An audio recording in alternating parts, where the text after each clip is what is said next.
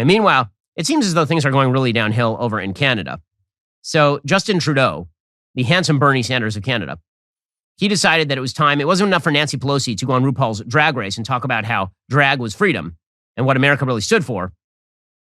We also require Justin Trudeau to go on Canada's version of Drag Race. I guess this was founded by RuPaul, but RuPaul isn't on the show because he's in America.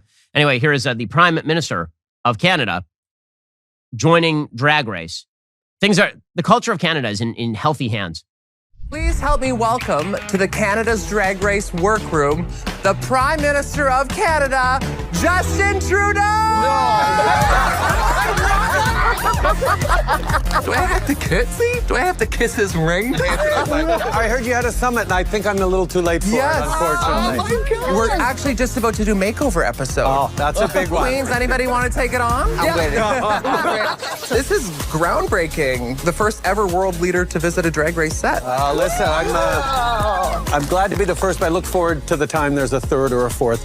Justin, I just want to thank you for being such an ally. You're the first Prime Minister to ever walk in a Pride parade. Very cool. Like, that's huge. Thank you, but it has been an incredible pleasure to be part of fighting the good fight on the right side. That is about respecting people.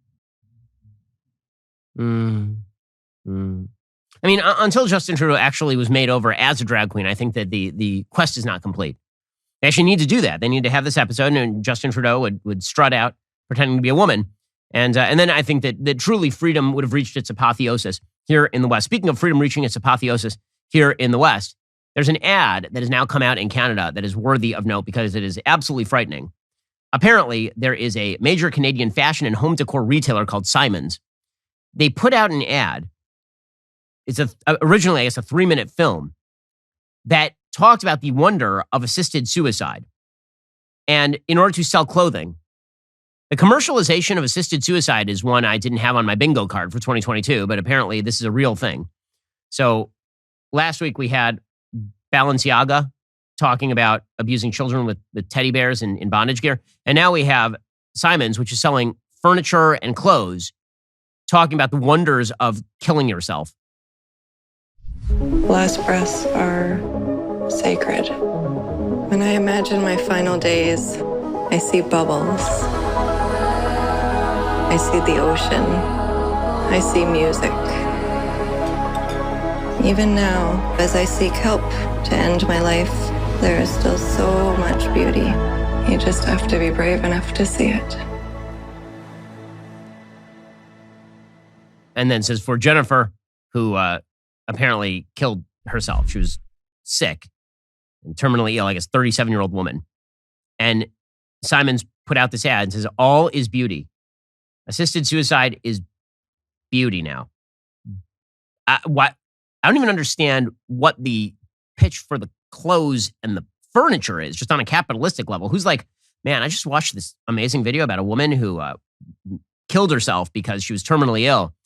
I need a new pair of shoes. Who needs a new pair of shoes?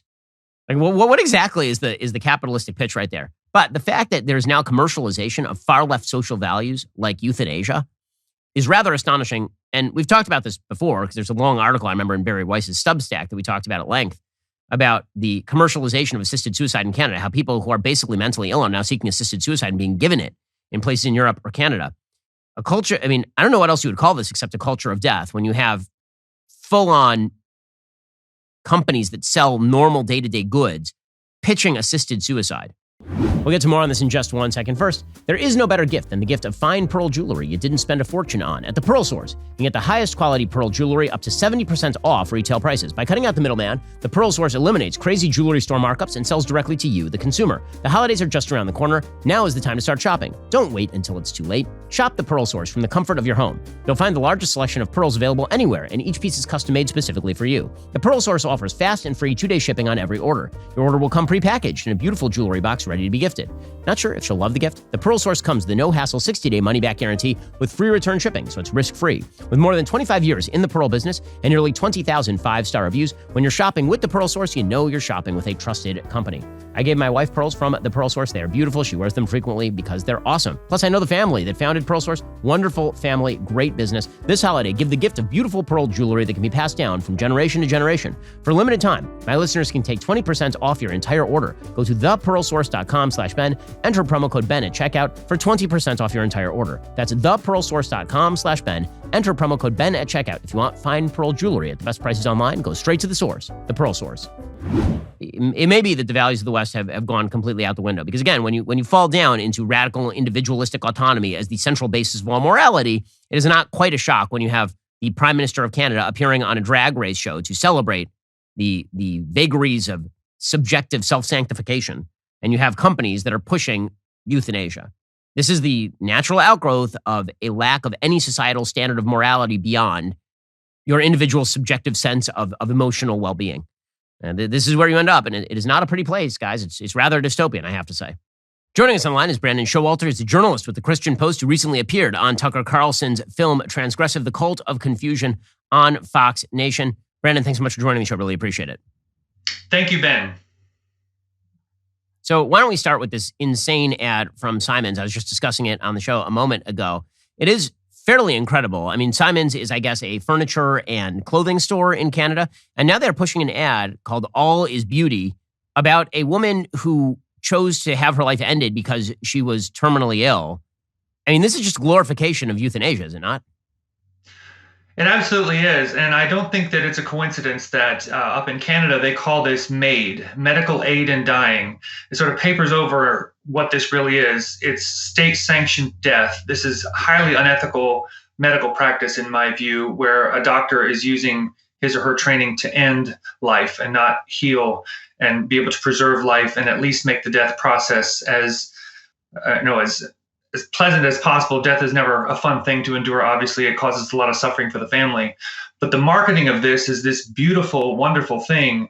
I think it speaks to the ideological capture, very pro-death culture amongst corporate interests, where I noticed the imagery full of dinner with friends and beauty and fish and beautiful scenery.